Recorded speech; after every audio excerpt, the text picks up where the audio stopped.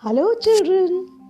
Gayatri Ma'am is back to take you on your journey to exploring India along with Ruby and Rosa.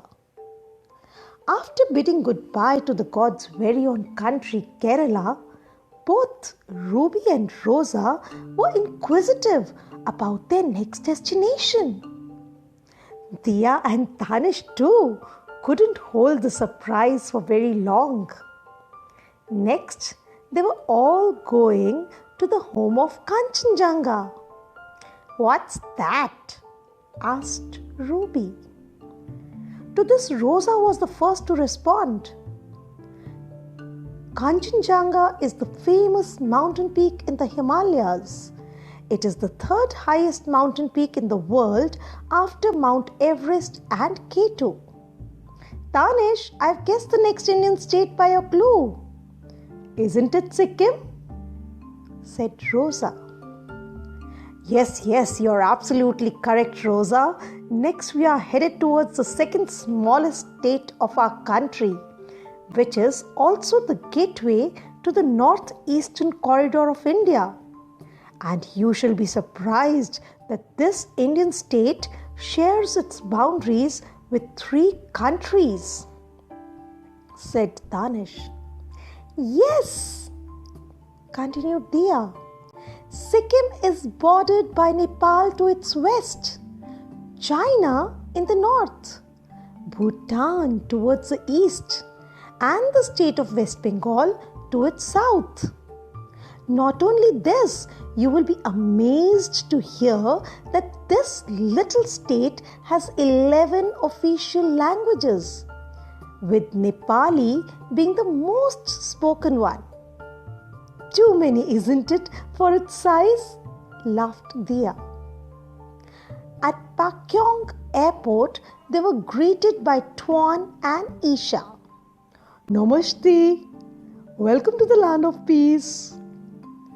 As they moved towards Gangtok, the capital of Sikkim, the children enjoyed the contouring drive around the mountains and witnessed the scenery from thick woodlands to colorful meadows, to few barren patches, to the panoramic views of the snow-capped mountains.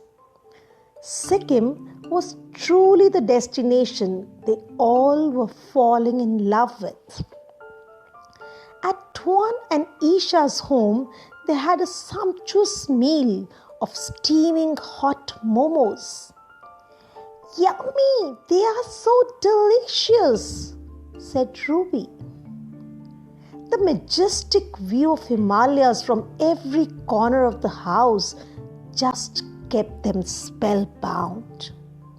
Next day, with all the arrangements in place, Tuan and Isha were ready to take them on an incredible tour of the city and a few places around it.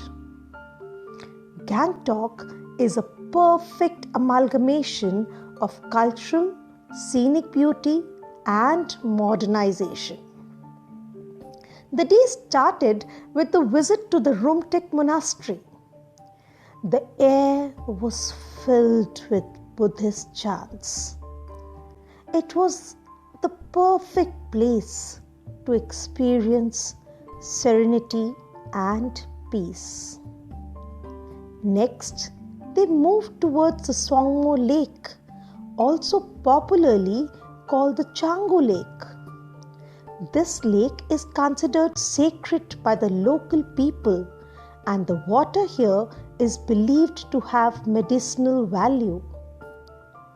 Songmo Lake reflects the gigantic views of snow-clad mountains around it, making the journey to Sikkim even more memorable.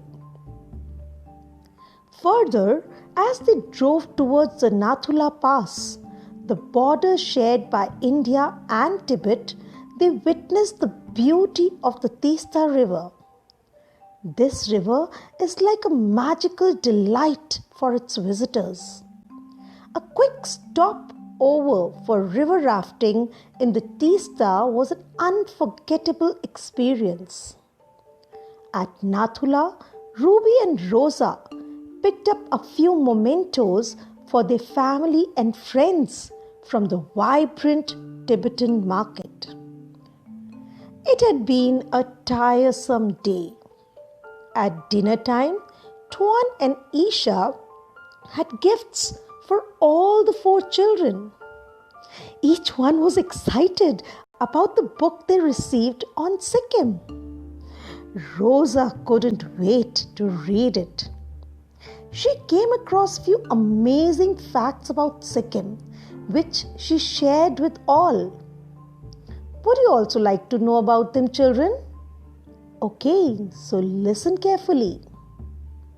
Sikkim is the first Indian state to go organic, which means the state where the crops are grown without the use of any chemical fertilizers or pesticides.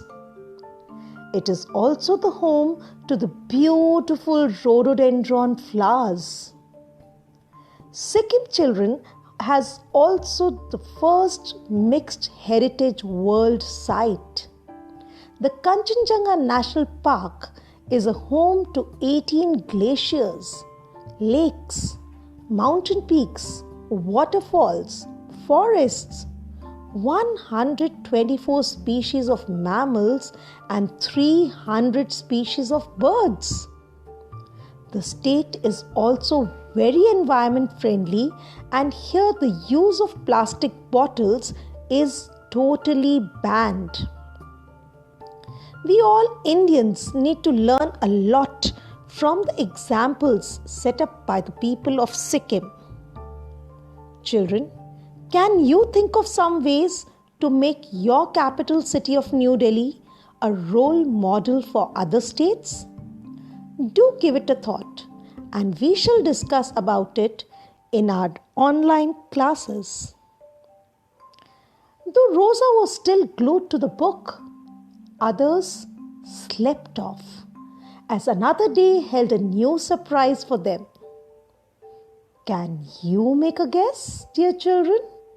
Which state would they be exploring next? Keep thinking. Bye. Meet you soon with yet another session on Discover India.